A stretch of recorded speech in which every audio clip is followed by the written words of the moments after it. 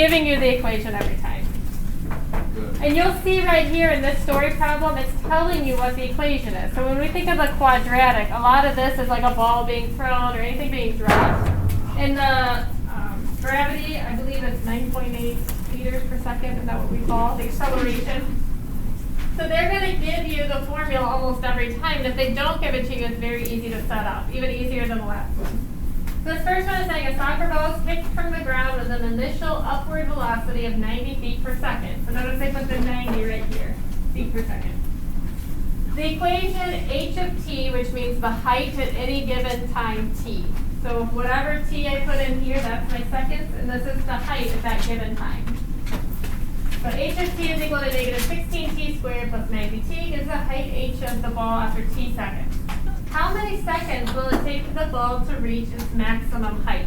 So when we think of a parabola, and when this is negative, the parabola is upside down. So think about your graph.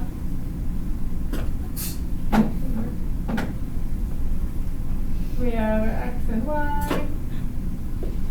It's going up and over. Because of the negative 16, it turns that parabola upside down. So how would I determine the maximum height? What do we call that maximum height? The vertex, exactly. So if it's asking for the maximum height, you have a formula to use. What was the formula for vertex? X-coordinate of the vertex. Negative b over 2a. Very good. Negative b over 2a. That gives you your vertex. Okay. So again, we already have our formula. Now we can calculate the vertex, and that's the maximum height. So what is our b value? 90. Yep, so we're going to have negative 90. What's our a value? 16. Negative 16, right? So in your calculators, do negative 90 divided by 2 times negative 16. You can do this all at once. You will get a decimal. I'm so happy we're back to problems like this.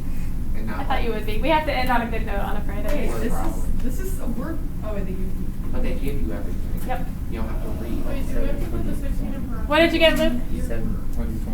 Yeah. Let's do this one at a time. So you have negative 90. 2 times negative 16 gives us negative 32.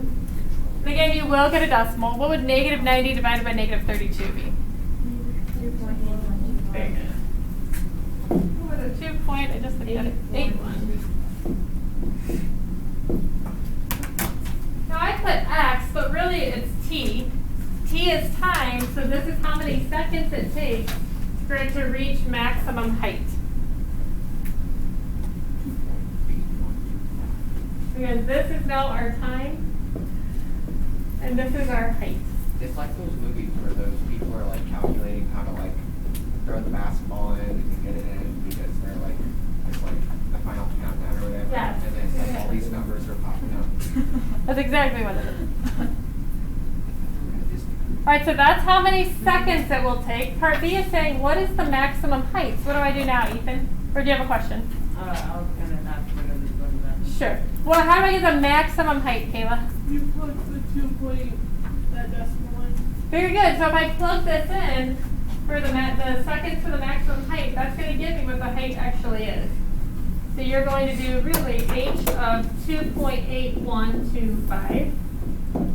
And then you plug in 2.815125 for t.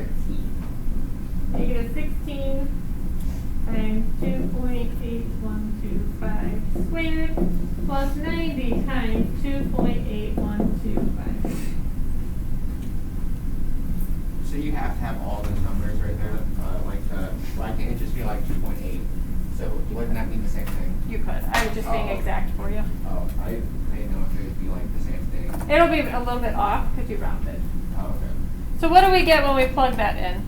126.5625. Very good. So if it's decimals, you just want us to go like 4 out. If it's I think that's reasonable, but well, yeah, just make it make sense.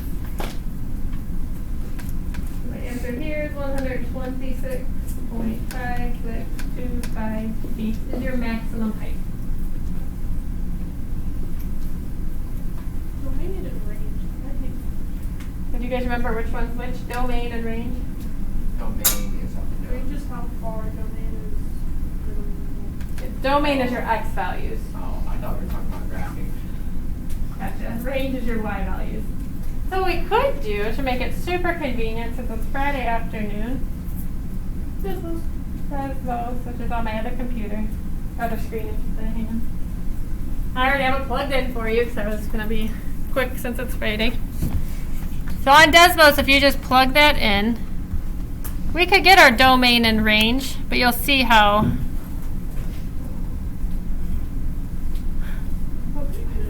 big it is, which actually you already know what the range is, because what's the highest it can go? 128 point that number. It was 126, yeah, so that height is right up here.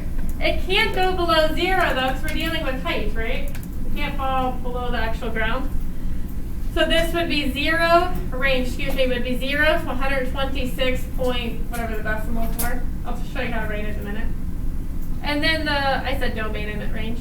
The domain looks like, is it 0 to, well that was this x value. So down here, if you click on it, it gives us 5.625. Would it just be double? No, it starts at 0 and then it ends here. Yeah, because like it takes half the time to go up. It would take half the time. Yeah, very good. I would love, that's a great way to do it. This is showing to do it with factors, but I like doing this way. And I like, can you say louder what you just said, Abby? It's so it takes half the time to go up and then half the time to come back down. You add it up and then you get that 5. Yeah, We're double it. everything. I was just thinking through that. It would depend on, if you're up on a building and do it and then it drops down, I'd have to look at the formula. But it should, well, no, it probably wouldn't double. But if it was something from ground to ground. Yeah, it would. Is gravity included in this? Because wouldn't it be going a little faster because of the gravitational? Like, Great question. So stuff? when you kick it up, it's going to go up quick at first and then slow down, slow down, slow down. Then when it comes back down, it'll speed up. And I believe those two values at even heights will match because of the acceleration.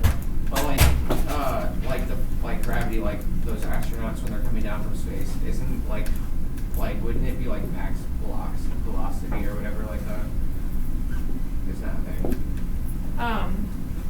thing? Let me listen to the question a little bit better before I misspeak. Oh my gosh, what am I doing? I was listening to the camera and trying to think, and then I don't write. Don't blame me. Actually, I'm going to blame you. That is not really your fault. 5.625. And then range, you say less than. Do you guys remember doing this in Algebra 1? Yes. The height was, where was the height? 126. And I ran out of room, so I'm going to stop at 0.5. So I was thought like it was like 8.7 or whatever for gravity or whatever maximum velocity. I was thinking 9.8, but I Or, would yeah, have to look something it like up. that. Yeah. Acceleration, negative 9.8.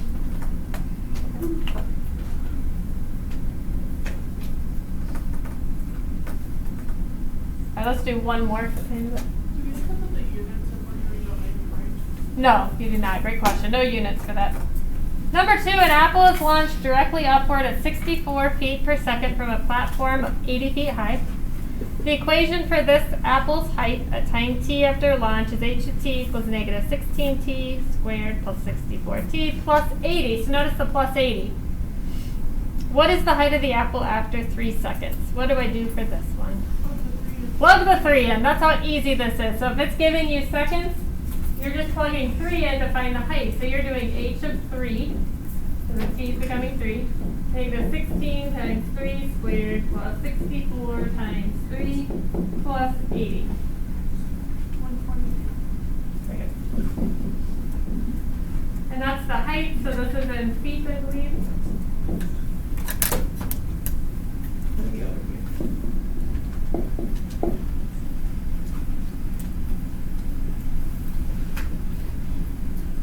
Let's do one more because that one was so easy. A toy rocket is launched vertically upward from a 12-foot platform with an initial velocity of 128 feet per second. Its height, h, at time t seconds after launch, is given by the equation h of t equals negative 16t squared plus 128t plus 12. How long will it take the rocket to reach the ground? So now we're looking for our t, so what would I put in for my height? 128. So it wants to know when it's going to reach the ground. What's the ground's height? 0, right, so we're going to set this equal to 0.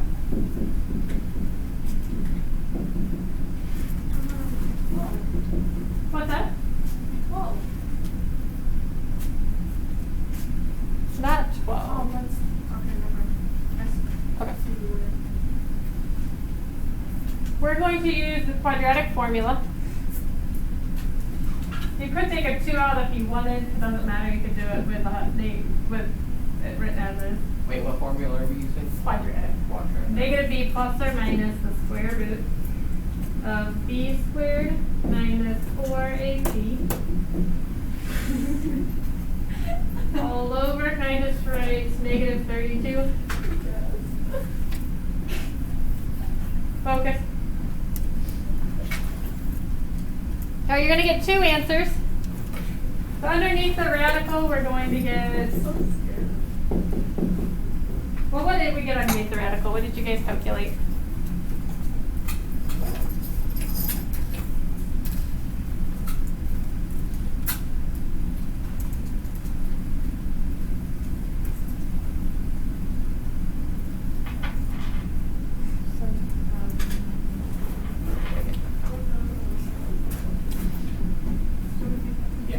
Very good. All right, what is the decimal for the square root of 17,152?